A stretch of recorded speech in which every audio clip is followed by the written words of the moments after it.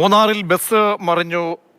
രണ്ട് പേർക്ക് ജീവൻ നഷ്ടപ്പെട്ടിരിക്കുന്നു എന്ന വളരെ പ്രധാനപ്പെട്ട ഒരു വാർത്ത ഇപ്പോൾ വരികയാണ്. മൂന്നാർ എക്കോ പോയിന്റിൽ വിനോദസഞ്ചാരികൾ സഞ്ചരിച്ച ബസ് മറിഞ്ഞാണ് അപകടമുണ്ടായിരിക്കുന്നത്. തമിഴ്നാട് നിന്നെത്തിയ വിനോദസഞ്ചാരികളുടെ വാഹനമാണ് അപകടത്തിൽപ്പെട്ടതെന്നാണ് മനസ്സിലാക്കുന്നത്. 2 പേർ മരണപ്പെട്ടു എന്ന വാർത്തയാണ് വരുന്നത്.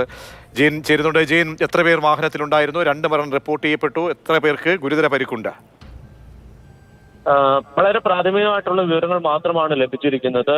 നിലവിൽ മൂന്നാർ എക്കോ പോയിന്റിന് സമീപത്താണ് ഈ അപകടമുണ്ടായത്. തമിഴ്നാട്ടിൽ നിന്നെത്തിയ ബസ്സാണ് മറിഞ്ഞിരിക്കുന്നത്. 2 പേര് സംഭവ സ്ഥലത്ത് തന്നെ വെച്ച് മരിച്ചിട്ടുണ്ട്. നിരവധി പേർക്ക് പരിക്കുണ്ട്. ഇവരെ മൂന്നാറിലെ സ്വകാര്യ ആശുപത്രിയിലേക്ക് കൊണ്ടുവന്നിരിക്കുകയാണ്. കൃത്യമായ വിവരങ്ങൾ ലഭ്യമായി വരുന്നതേ ഉള്ളൂ. അവിടെ മൊബൈൽ റേഞ്ചിന് പരിമിതിയുള്ള ഒരു മേഖലയാണ്. അതുകൊണ്ട് തന്നെ പോലീസ് ഉദ്യോഗസ്ഥരടക്കം സംഭവ സ്ഥലത്തേക്ക് തിരിച്ചിട്ടുണ്ട്. പരിക്കേറ്റവരെ ഉടനെ ആശുപത്രിയിൽ എത്തിക്കുന്നതുമായി ബന്ധപ്പെട്ട നടപടികൾ പുരോഗമിച്ചുകൊണ്ടിരിക്കുകയാണ്. ഇതുവരെ പരിക്കേറ്റവരെ മൂന്നാറിലേക്ക് എത്തിച്ചിട്ടില്ല.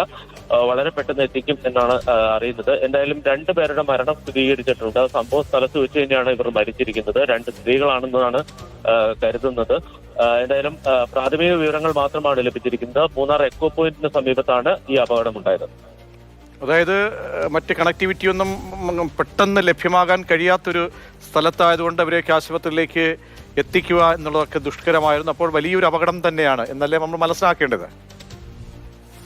റോഡിൽ തന്നെയാണ് വാഹനം മറിഞ്ഞിരിക്കുന്നത്. റോഡിൽ നിന്ന് അധികം താഴത്തേക്ക് പോയിട്ടില്ലെന്നാണ് മനസ്സിലാക്കുന്നത്. പക്ഷെ എന്താണ് അപകട കാരണം എന്ന് വ്യക്തമല്ല. ചെറിയ ബസ്സൊക്കെ ആണെങ്കിൽ ഈ സാധാരണ തമിഴ്നാട്ടിൽ നിന്ന് വരുന്ന ബസ്സുകളുണ്ട്. വലിയ ബോഡിയുമായി ചെറിയ വാഹനത്തിൽ വലിയ ബോഡി കെട്ടിയ വാഹനങ്ങൾ, അത് പലപ്പോഴും മലയോര മേഖലയിൽ അപകടത്തിൽ പെടാറുണ്ട്. അത്തരം വാഹനങ്ങളാണ് എന്നുള്ളതാണ് പ്രാഥമികമായിട്ട് കരുതുന്നത്.